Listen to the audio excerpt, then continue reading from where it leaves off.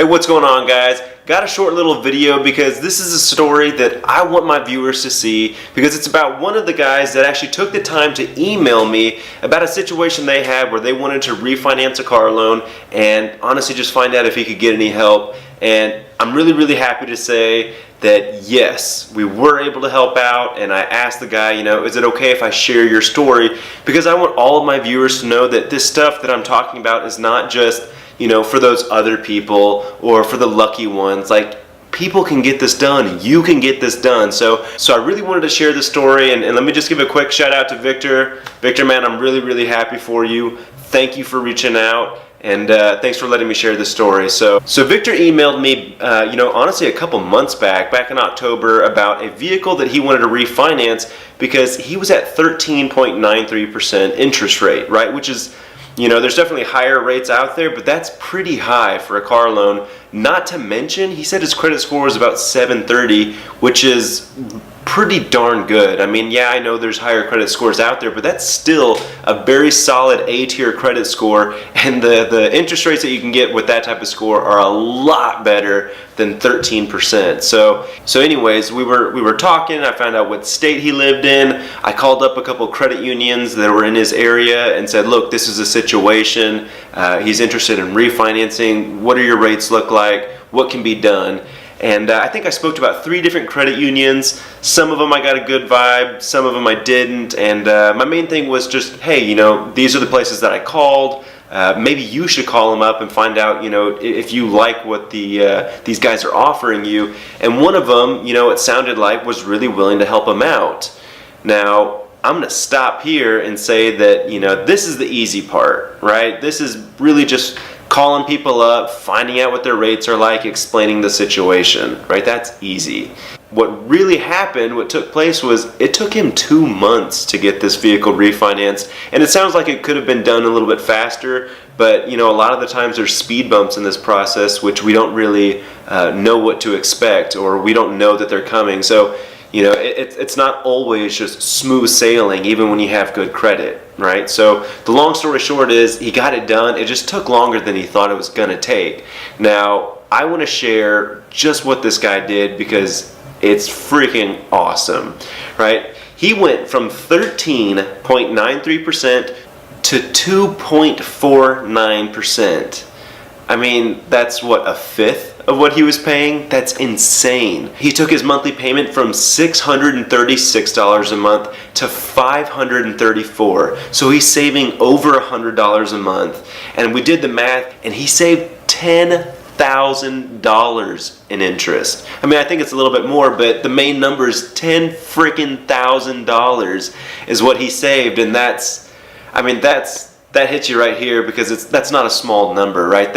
I'm not saying, money is everything, but to a certain degree, that's life-changing stuff. So, Victor, again, I'm so happy for you. You did all the hard work. We were just lucky enough to find some places that were willing to help you out. So, thank you for getting that done, and thank you for getting back in touch with me. Now, the last thing I did, once he emailed me back sharing his success story, is I asked him a few questions that I really wanted my viewers to listen to and to hear, because I think you can learn from everybody, right? And even though he wasn't in the best position when we had a car loan at 13%, now he's at 2%. He has the experience. He knows what it takes, right? And so I wanted to ask him a few questions that might be able to help out my other viewers.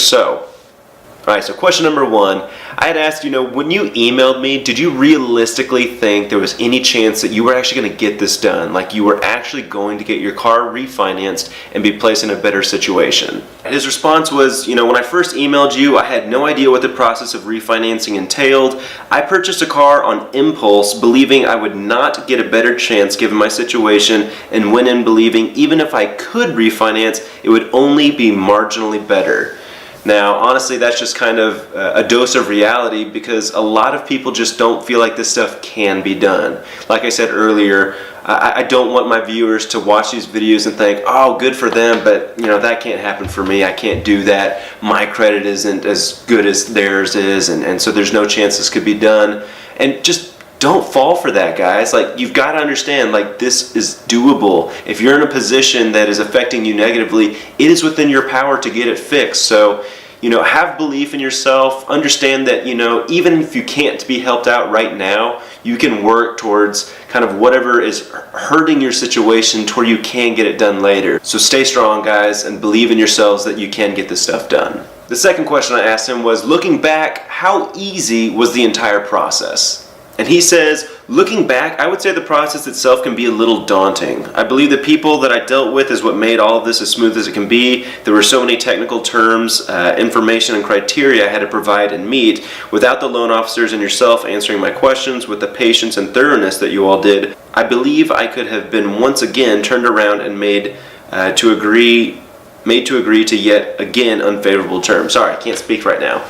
And really, this is just to highlight what I was saying earlier. It's not always an easy process. A lot of times when you refinance or you're applying for a loan, you're going to need, proof of a driver's license, proof of insurance on a vehicle, pay stubs. You might need family references. Who knows what the institution's going to ask for, but more than likely, they're going to need to ask for something.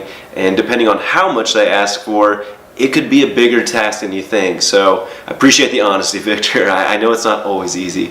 Now, I said earlier that he had a pretty high credit score of 730, so I'd asked him, what was it that you did to build up that high credit score? What do you do? And he said, I opened up what I was told was a starter credit card and linked my monthly bills to that, namely my cell phone bill and my internet bills. I made sure it was always paid on time and refrained from charging too many non-necessities. I was given a few options as far as which credit cards I could apply for, and from what I understand, there's even credit card companies especially made to help people build their credit, be it bad or non-existent like mine was. I went with Capital One, by the way. So, he did kind of the smart thing. To get a good credit score, you don't need to have a personal loan and a credit card and a line of credit and all this other crap. Really, a credit card, I think, is the best way to build credit because you don't have to pay interest. Do what he did.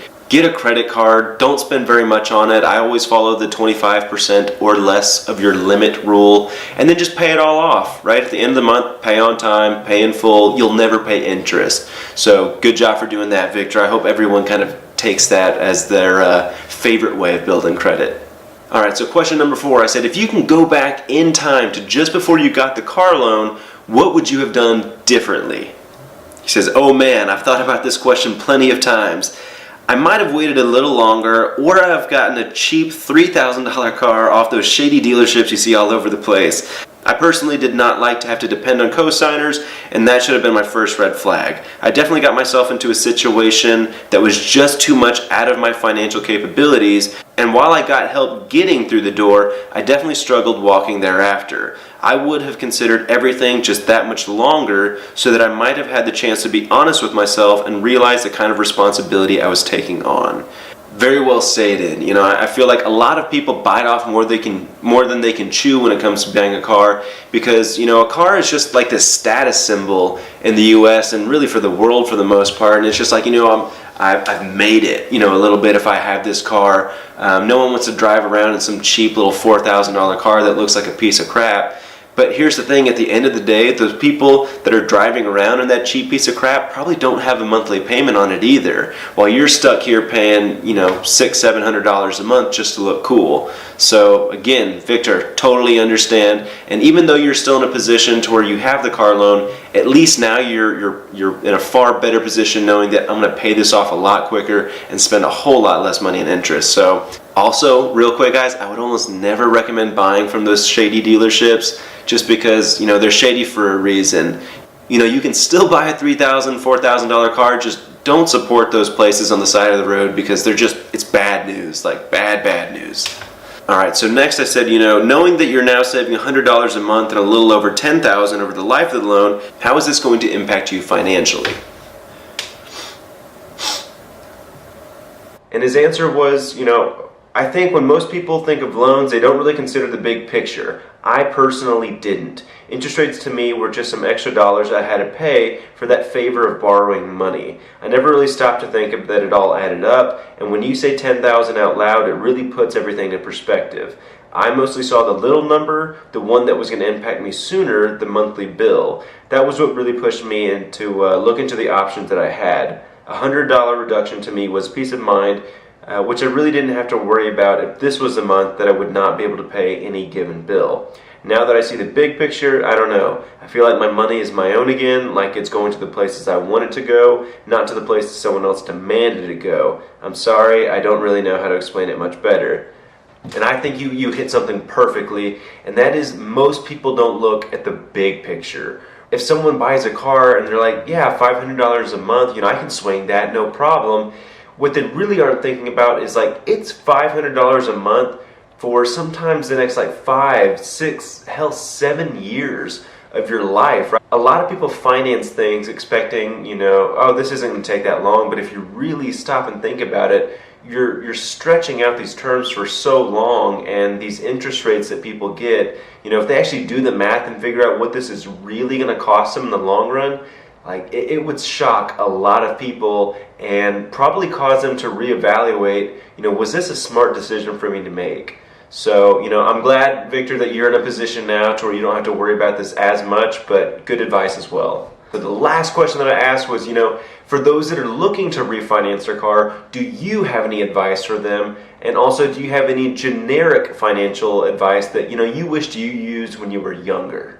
Now, first off, he said, the one thing that I would tell others is to look at your options and don't commit to anyone you don't trust. The reason I went back to that federal credit union is because of the people I spoke with made me feel secure and that I could trust them to run their business for me, not from me. I didn't feel pressured into saying yes to anything, and most importantly, all the questions I had were answered clearly and patiently.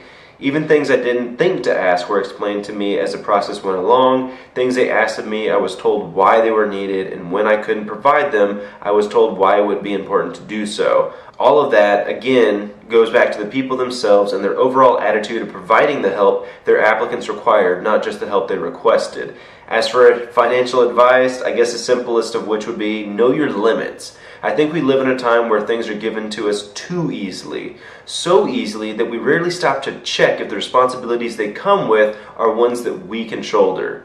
It's so easy to open up credit lines and buy things with money we don't have. Yet if I'd been a little more careful a year ago, I might have had a smoother financial year. Being able to pay your bills is not enough. If you can't see yourself with money left over on a constant, you're probably overreaching.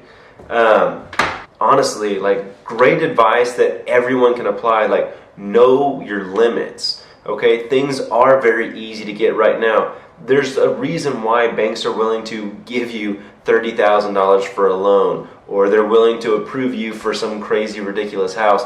They are making money off of you guys. That's what the loan business is. I'm going to pony up X amount of dollars so you'll pay me even more. And we think that that's a good thing. We think that they're doing it to help us out, and really it's just helping them, right? It's helping their business more than anything else. So know your limits, make smart decisions. Things don't have to be nearly as complicated as they seem to be. I just hope that everyone can kind of learn from this scenario because, he did something that maybe in the beginning wasn't a very good idea, but turned it around. And it's not to say that he's not going to pay interest now or he never has anything to worry about financially ever again, but he took a bad situation and made it a hell of a lot better. So guys, if you are in a position to where you think you could use some help, please get in touch with me. Email me at commonsensemike@gmail.com. I'll have my Twitter link below. You can direct message me on YouTube. Anything that you need, I'll do my best to help out if I can. So thanks for watching, guys. Thank you, Victor. Have a good day. Hey guys, thanks again for watching this video. I hope you learned something new from it and you were able to strengthen your financial position. I'm going to keep coming out with more videos, so please stay tuned. But go ahead and like, subscribe, comment, and have a good day.